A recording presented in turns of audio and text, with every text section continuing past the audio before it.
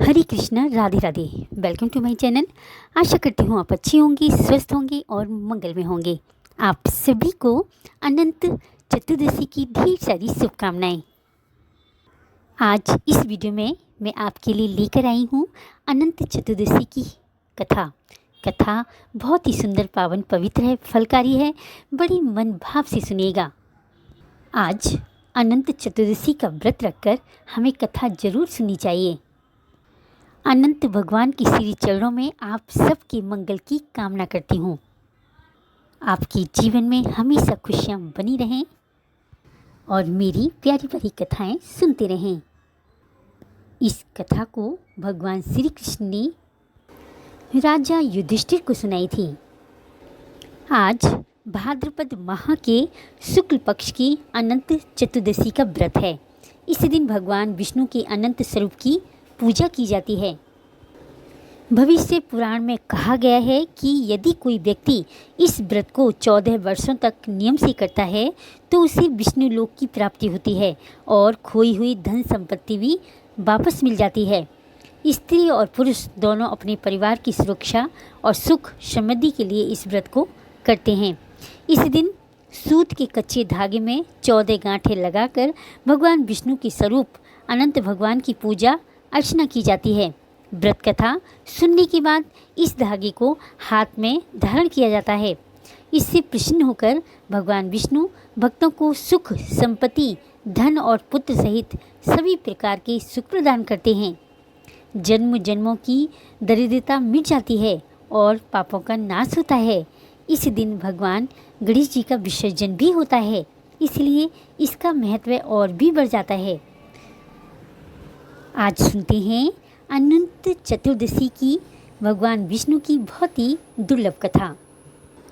अग्नि पुराण के अनुसार इस दिन भगवान विष्णु ने सृष्टि की शुरुआत में 14 लोकों तल, अतल, वितल, सुतल, सलातल, रसातल, पाताल, भूलोक, भूलोक, स्वर्लोक, जन, तप, सत्य और महलोक की रचना की थी। इन लोकों की रक्षा और पालन के लिए भगवान विष्णु स्वयं भी 14 रूपों में प्रकट हुए, जिससे वे अनंत प्रतीत होने लगे। इसी कारण भाद्रपद मास के शुक्ल पद की चतुर्दशी को भगवान विष्णु के अनंत रूप की पूजा की जाती है। भगवान चतुर्दशी का व्रत अनंत गुना फल देने वाला माना जाता है। ब्रह्मा जी कहते हैं, यदि किसी कारणवश कोई मनुष्य इस व्रत को नहीं कर सकता तो उसे भी इस दिन अनंत चतुर्दशी की व्रत कथा का श्रवण अवश्य करना चाहिए। यह कथा अनंत गुना फल प्रदान करती है। अतः दुखी मनुष्य को अपनी सुख समृद्धि के लिए अनंत चतुर्दशी की व्रत कथा अवश्य सुननी चाहिए। आइए कथा सुनते हैं। बड़ी श्रद्धा मन भाव से सुनिएगा। अनंत चतुर्दशी की कथा जिसे स्वयं भगवान श्री कृष्ण ने महाराज युधिष्ठिर को सुनाया था। एक बार महाराज युधिष्ठिर ने राजसूय यज्ञ किया था। उस समय यज्ञ मंडप का निर्माण बहुत ही सुंदर और अद्भुत था। वह यज्ञ मंडप इतना मनमोहक था कि जल और थल में कोई अंतर ही प्रतीत नहीं होता था। जल में थल और थल में जल का अभ्यास होता था। बहुत सावधानी बरतने पर भी कई लोग उस मंडप में धोखा खा जाते थे। एक बार दुर्योधन टहलते टहलते उस यज्ञ मंडप में आ गया और एक तालाब को स्थल समझकर उसमें गिर पड़ा। यह देखकर द्रौपदी ने अंधों की संतान अंधी कहकर उसका उपहास किया। इससे दुर्योधन बहुत चिढ़ गया। यह बात उसके हृदय में बाण की तरह लगी। उसके मन में द्वेष उत्पन्न हो गया और उसने पांडवों से बदला लेने की ठान ली।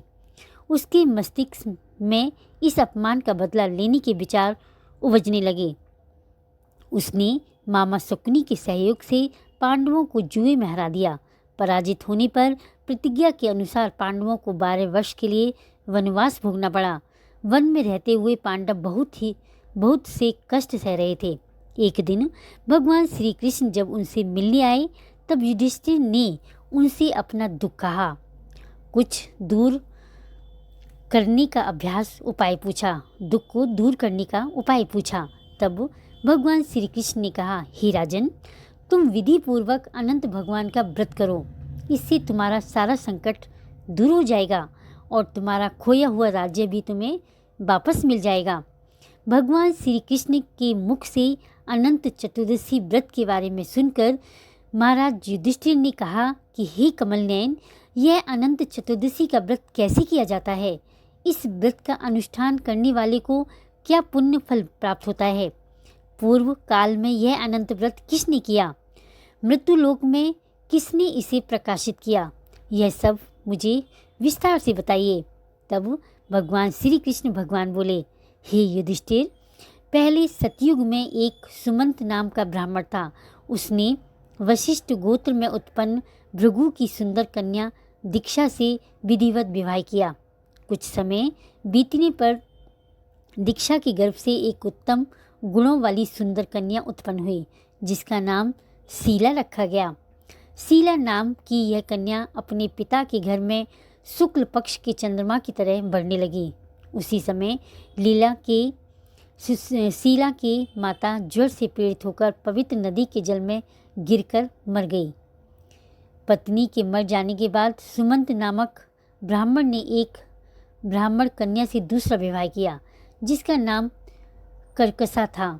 दुष्ट स्वभाव वाली कर्कसा हमेशा झगड़ा करती थी। उसकी सौतेली माँ पुत्री शीला अपने पिता के घर में रहकर रोज भगवान विष्णु की पूजा अर्चना करती थी। वह प्रतिदिन घर की दीवारों और देहली अर्थात चौखट पर सुंदर चित्र और रंगोली बनाती, तोरण आदि से घर को सजाती। वह घर के कामों में बहुत ही कुशल थी। इस प्रकार वह कुंवारी शीला अपने पिता के घर बड़ी हुई। स्त्रियों के युवावस्था के लक्षणों से युक्त शीला को देखकर सुमंत नामक ब्राह्मण को बड़ी चिंता हुई। वह मन ही मन विचार करने लगा कि यह अपनी इस कन्या का विवाह किसके साथ करूं। इस विवाह से वह दुखी रहने लगा। इस बात को विचार करने से वह दुखी रहने लगा। उसी समय वेद के ज्ञाताओं में श्रेष्ठ, क्रांति से युक्त ऋषियों में श्रेष्ठ कौटिल्य ऋषि वहाँ आए और बोले, हे सुमंत, मैं तुम्हारी सुंदर कन्या शीला को अपनी पत्नी बनाना चाहता हूँ। तब सुमंत ने शुभ दिन में श्रेष्ठ मुनि एवं धर्म पुरुष कौटिल्य नामक ऋषि से अपनी कन्या का विवाह कर दिया। भगवान श्री कृष्ण जी बोले, हे युधिष्ठिर, इस प्रकार विवाह संपन्न होने पर ब्राह्मण ने अपनी पत्नी कर्कसा से कहा, हे प्रिय, दामाद को संतोष के अनुसार कुछ दहेज देना उचित होता है। अतः तुम दामाद जी को दहेज देने के लिए उपयुक्त वस्तुएं लाओ। ऐसा वचन सुनकर कर्कसा को बहुत क्रोध आया। उसने घर के आसपास इकट्ठे हुए ढेर सारे ईंट पत्थरों का एक पेटी में बंद करके अपनी सौतीली पुत्री शीला को सौंप दिया। उसने घर के बचे हुए भोज्य पदार्थ रास्ते में खाने के लिए रख दिए और सुमंत से बोली, घर में धन आदि कुछ भी नहीं है, जो है सो देख लो।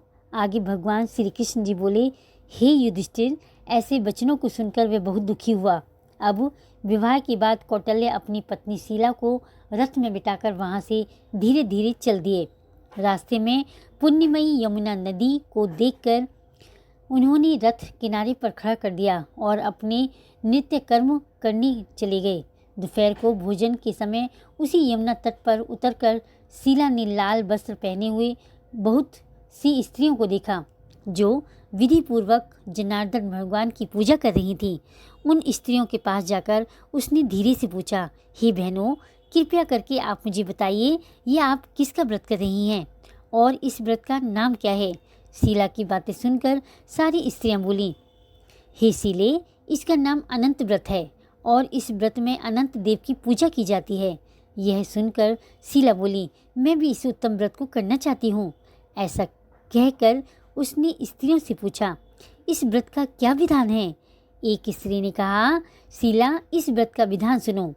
अच्छे अनाज का एक सेर मालपुआ बनाओ, उसमें से आधा भाग ब्राह्मण को दे दो, आधा तुम ग्रहण करो। कंजूसी छोड़कर अपनी शक्ति के अनुसार ब्राह्मण को दक्षिणा दो। किसी नदी के किनारे अनंत भगवान का पूजन करो। कुशा का शेष नाग बनाकर बांस की टोकरी में स्थापित करो। फिर उस शेषनाग का आवाहन और प्राण प्रतिष्ठा करके स्नान कराओ। वेदी पर चंदन, पुष्प, धूप, दीप और बहुत प्रकार के नैवेद्य तथा अनेक प्रकार के पकवानों से उनकी पूजा करो। उस शेषनाग के सामने कुमकुम से रंगे हुए एक डोरी में 14 गांठें लगाकर उस डोरी का पूजन करो। उस डोरी को पुरुष अपने दाएं हाथ में और स्त्री अपने बाएं हाथ में बांधे। बांधते समय यह मंत्र बोले, हे वसुदेव, इस संसार रूपी सागर में डूबते हुए मेरा उद्धार करें। ऐसा श्री अनंत सूत्र है, उसके लिए मेरा नमस्कार है। फिर सूत्र को हाथ में बांधकर अनंत की इस कथा को सुनो और संसार रूपी नारायण अनंत का ध्यान करो। हे शीला, इस प्रकार हमने तुम्हें इस व्रत का विधान बताया। भगवान श्री कृष्ण बोले, हे युधिष्ठिर, उस शीला ने स्त्रियों के ऐसे वचन सुनकर बहुत आनंद प्राप्त किया।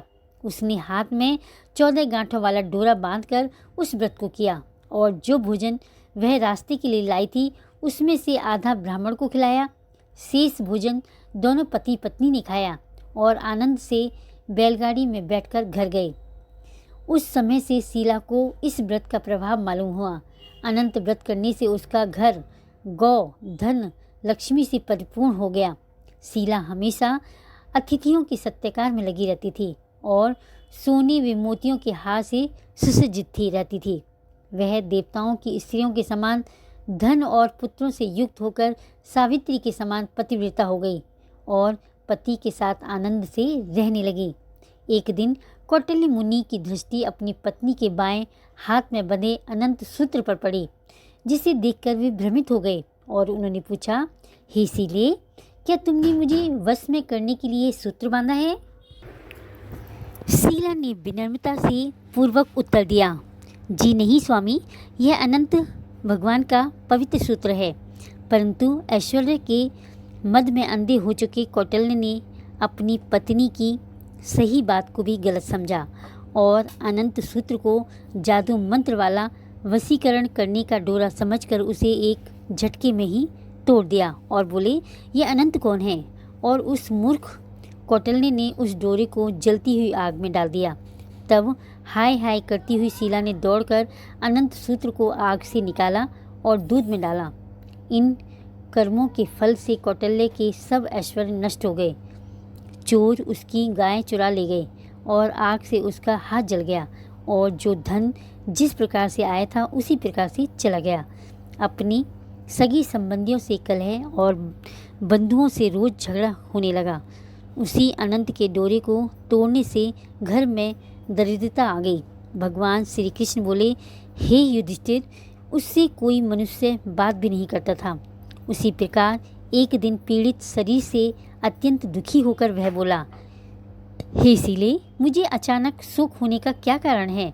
मेरा सब धन नष्ट हो गया है और कोई मुझसे बात नहीं करता। मेरे शरीर में रोज पीड़ा होती है। हे शीले, मुझसे ऐसा क्या अपराध हुआ है और क्या करने से मेरा कल्याण हो सकता है?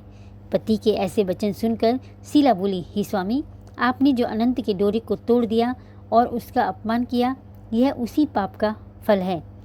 हे महाभाग्य, धन आदि सब होंगे, परंतु उसके लिए उपाय करो। भगवान विष्णु से प्रार्थना करो और उनसे अपने पाप के लिए क्षमा मांगो।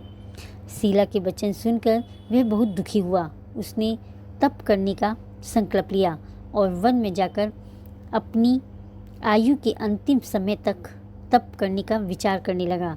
यह सोचने लगा कि ऐसे जगदीश्वर अनंत का दर्शन, जिनकी प्रसन्नता से धन आदि मिलते हैं और जिनके हस्तक्षेप से सब पाप नष्ट हो जाते हैं, वे कहाँ मिलेंगे?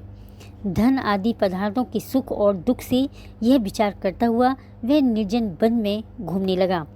वहाँ उसने फूलों से भरा हुआ एक वृक्ष देखा जिसमें कीड़े पड़ गए थे। यह देखकर कौटिल्य ने वृक्ष से पूछा, तूने किसी स्थान में अनंत देव को देखा है क्या? हे सज्जन, यदि देखा हो तो मुझे बताओ, क्योंकि मैं उन्हें ना देखने से मेरे मन में बड़ा दुख हो रहा है। यह सुनकर वृक्ष ने कहा, हे कौटिल्य, मैंने अनंत को कहीं नहीं देखा। ऐसे उत्तर को सुनकर कौटिल्य ऋषि बहुत दुखी होकर आगे चले। श्री कृष्ण जी बोले, हे युधिष्ठिर, अनंत के दर्शन की लालसा करते हुए ऋषि वे वन में इधर उधर घूमती हुई बछड़ों सहित गाय को देखकर उनसे पूछा, हे धेनु, तूने अनंत को देखा हो तो बताओ। यह सुनकर गाय ने कहा, हे ब्राह्मण, मैं अनंत को नहीं जानती हूँ। आगे चलकर एक बैल को देखा। तब ऋषि ने उससे भी पूछा कि हे गौस्वामी, तूने कहीं अनंत को देखा है? तब बैल बोला, मैंने अनंत को नहीं देखा। तब कौटिल्य ऋषि ने आगे चलकर 2 पुष्टिकरणियों अर्थात तालाबों को देखा। कौटिल्य ऋषि ने तालाबों से पूछा, तुम दोनों ने अनंत को देखा है? यह सुनकर तालाबों ने उत्तर दिया, हे ब्राह्मण, हमने अनंत को नहीं देखा। आगे चलकर उसने गधा हाथी को देखा। उनसे पूछा, तुमने अनंत भगवान को देखा है? उनसे भी संतोषजनक उत्तर न मिलने पर उनकी आशा नष्ट हो जाने से वह वन में निराश होकर बैठ गया। हे युधिष्ठिर, कौटिल्य जीवन की आशा छोड़कर व्याकुल हो गया और बहुत गर्म सांस छोड़ता हुआ पृथ्वी पर गिर पड़ा। थोड़े समय में सावधान होने पर, हे अनंत, ऐसा कहते हुए कौटिल्य ने उठकर संकल्प किया कि वह अपने प्राणों को त्याग देगा। हे युधिष्ठिर, जब वह पेड़ पर मरने के लिए फांसी लगाने ही वाला था, तभी अनंत श्री भगवान विष्णु भगवान वहाँ प्रकट हो गए। ब्राह्मण का रूप धारण किए अनंत भगवान ने कहा, हे ब्राह्मण, इधर आओ, और उसका दाहिना हाथ पकड़कर पर्वत की गुफा में चले गए। वहाँ सुंदर स्त्री पुरुष से युक्त उस ऋषि को अपनी पूरी नगरी दिखाई दी। वहीं एक दिव्य सिंहासन पर बैठे शंख चक्र गदा पद्म और गरुण सहित विश्वरूप अपनी विभूतियों के वेदों से अधिक तेज कौस्तुभ मणि सहित वनमाला धारण किए हुए थे। उन देवताओं के देव जो किसी से पराजित नहीं होते। उन विश्वरूप को देखकर कौटिल्य ऋषि उनकी स्तुति करने लगे। बोले, हे पुंडरीकाक्ष, मैं पापी हूँ। आप कर्म करने वाला पापात्मा हूँ। मैं पाप से उत्पन्न हुआ हूँ। आप मेरी रक्षा करें और मेरे पापों को हरें। हे जगदीश्वर, आज मेरा जीवन तथा जन्म दोनों धन्य हुआ। आपके चरण कमलों पर मेरा मस्तक भ्रमर के समान स्पर्श कर रहा है। कौटिल्य ऋषि के वचन सुनकर अनंत देव मधुर वाणी से बोले,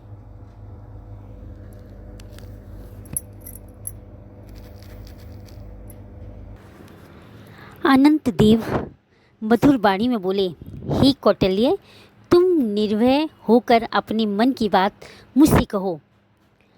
तब कौटिल्य बोले, मैंने अपनी संपत्ति के घमंड में आकर अनंत का डोरा तोड़कर उनकी निंदा की, जिससे मेरी यह संप्रदा नष्ट हो गई। सगे संबंधियों से रोज झगड़ा होता है और मुझसे कोई बात भी नहीं करता। मैं बहुत दुखी होकर आपके दर्शन के लिए यहाँ आया हूँ। दयापूर्वक आपने मुझे दर्शन दिए। मैंने जो पाप किया, कृपया करके उसे प्रायश्चित करने का उपाय मुझे बतलाइए। श्री कृष्ण जी बोले, हे युधिष्ठिर, भक्ति से संतुष्ट होकर अनंत भगवान बोले, हे कौटिल्य, विलंब मत करो, अपने घर को जाओ और अनंत चतुर्दशी का व्रत 14 वर्षों तक विधि पूर्वक करो। तुम सब पापों से छूटकर सिद्धि को प्राप्त करोगे। तुम्हारे पुत्र पौत्र होंगे। तुम इस लोक के सुखों को भोग करोगे। अंत समय में मेरा स्मरण होगा और तुम मेरे पीछे निस्संदेह अमर पद को प्राप्त करोगे। संपूर्ण लोगों के उद्धार के लिए मैं तुमको और भी वर देता हूँ। संपूर्ण विधि से इस व्रत की कथा पढ़ने वाला और शीला के समान इस अनंत का व्रत करने वाला इस व्रत के प्रभाव से जल्दी ही सब पापों से छूटकर परम गति को प्राप्त हो जाएगा। हे कौटिल्य, तुम जिस मार्ग से यहाँ आए हो उसी मार्ग से अपने घर को जाओ। तब कौटिल्य ऋषि बोले, हे स्वामी, मैंने वन में घूमते हुए एक आश्चर्य देखा। वह आपसे पूछता हूँ, कृपया कर आप उत्तर दीजिए।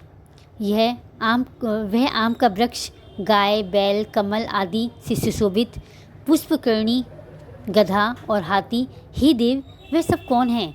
आप इन रहस्यों का वृत्तांत मुझसे कहिए। तब अनंत जी बोले, हे कौटिल्य, वह आम का वृक्ष पूर्व जन्म का विद्वान ब्राह्मण है, जो विद्यार्थियों को विद्या दान न देने के कारण वृक्ष हुआ। वह गाय पृथ्वी है, उसने पूर्व जन्म में बीज चुराया था। वह बैल धर्म है, धर्म और अधर्म के कारण वे दोनों तालाब हुए हैं। वे पूर्व जन्म में ब्राह्मण जाति की 2 बहनें थीं, जो धर्म करती थी, लेकिन उन्होंने ब्राह्मणों, अतिथियों और निर्बलों को भी भोजन नहीं कराया, आदि पदार्थों को नहीं दिया था, याचकों को भी भिक्षा नहीं दी। उस पाप कर्म से परस्पर लहरें और जल एकत्र होता है। यह गधा क्रोध है, वह हाथी मद है और वह वृक्ष ब्राह्मण है।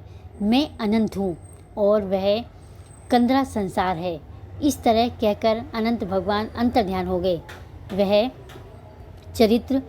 यह चरित्र कौटिल्य स्वप्न के समान देखकर अपने घर आए। श्री कृष्ण जी बोले, हे युधिष्ठिर, कौटिल्य ऋषि ने 14 वर्ष तक अनंत का व्रत किया। भगवान अनंत के कहे अनुसार सुख भोग कर अंत में अनंत जी का स्मरण कर अनंत लोक को गए। हे युधिष्ठिर, इस प्रकार तुम भी कथा सुनो और 14 वर्ष तक अनंत व्रत करो। जैसे कौटिल्य ने अनंत देव के कहे अनुसार फल प्राप्त किया, वैसे ही तुम भी संपूर्ण मनोरथ को प्राप्त करोगे, इसमें कोई संदेह नहीं। जो कथा सुनते हैं वे पापों से छूटकर अनंत लोक को प्राप्त करते हैं और शुद्ध मन वाले मनुष्य इस संसार सागर में सुखपूर्वक विहार करना चाहते हैं। वे त्रिभुवन के स्वामी अनंत भगवान का पूजन करके दाहिने हाथ में सुंदर अनंत देव का 14 गांठों वाला डोरा बांधें। भगवान श्री कृष्ण के मुख से यह कथा सुनकर पांडवों ने अनंत चतुर्दशी का व्रत किया और व्रत के प्रभाव से पांडव सभी कष्टों से मुक्त हो गए और महाभारत के युद्ध में उन्हें विजयी प्राप्त हुई। तो बोलिए, ओम नमो भगवते वासुदेवाय नमः।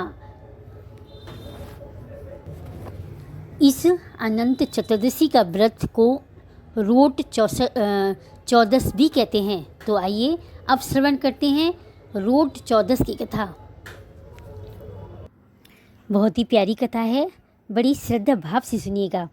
एक समय की बात है, किसी गांव में एक साहूकार और साहूकारनी रहते थे। उनके एक बेटा और एक बहू थे।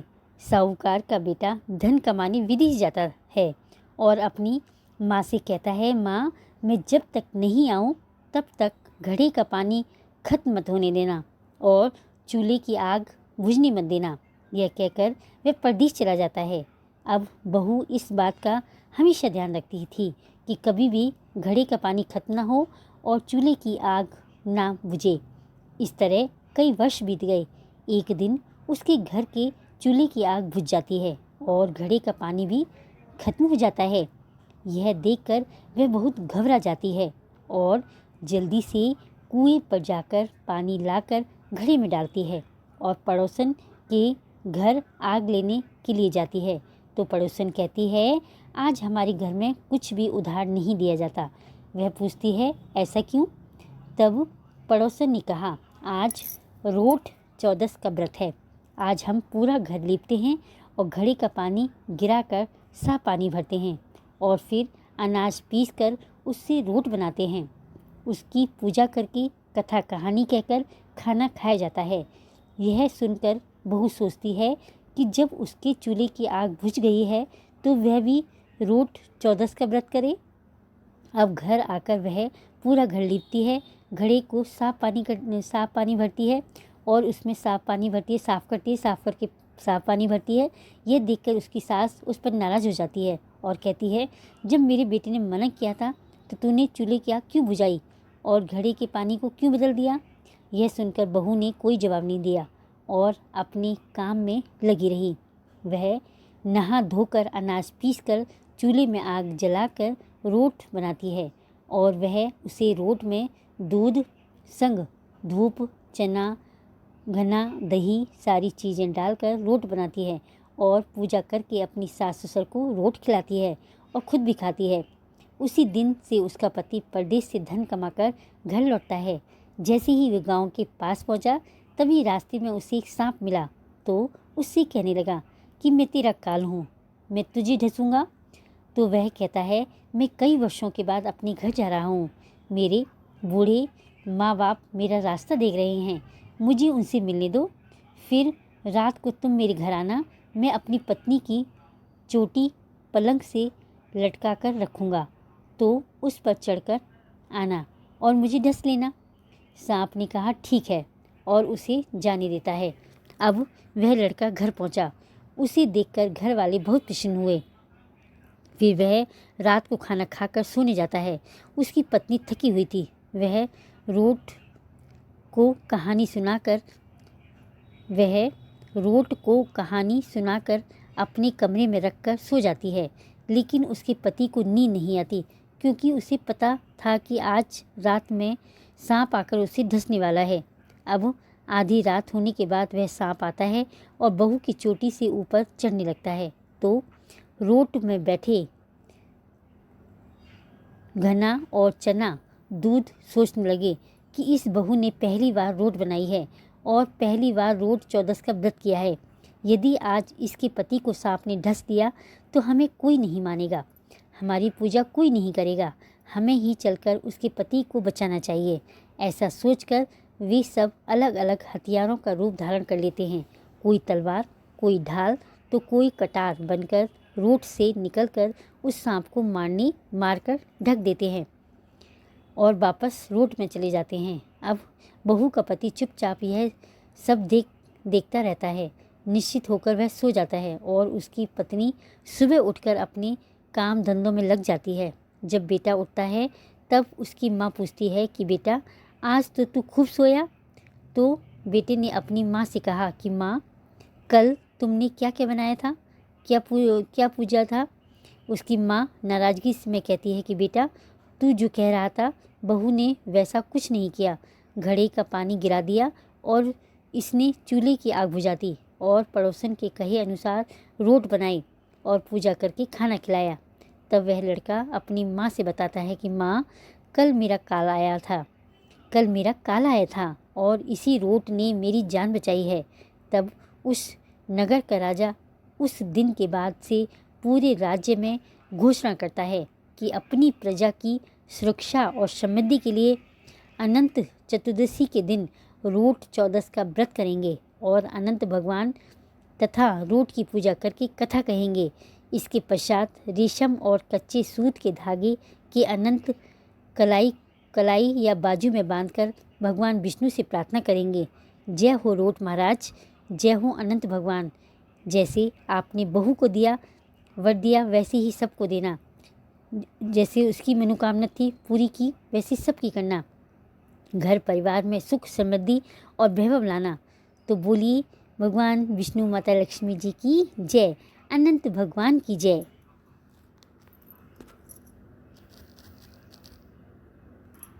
हे रोट महाराज, हे अनंत भगवान, अगर मैंने कथा अधूरी पढ़ी हो तो पूरी करना, पूरी पढ़ी हो तो मान रखना, कहने सुनने वाली सभी की मनोकामना पूर्ण करना।